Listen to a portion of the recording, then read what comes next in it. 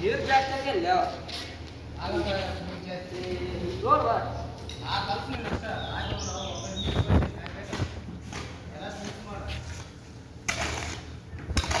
ನಾನು ಕಂಟಿ 2 ವರ್ಷಗಳಿಂದ ನಾನು ಕೆಲಸ ಮಾಡುತ್ತಿದ್ದೇನೆ.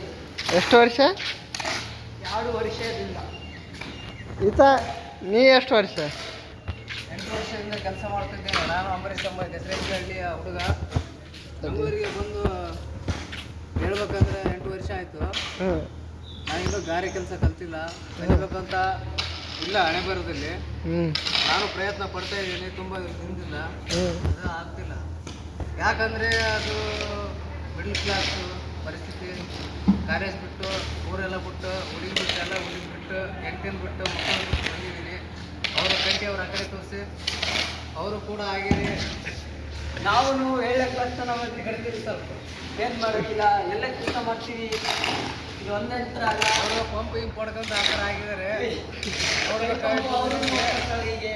ನೋಡಿ ಒಂದು ಸಲ ಅವ್ರನ್ನ ನೋಡಿ ನಮ್ಮ ಹೆಸರು ಕಲಿಕಿ.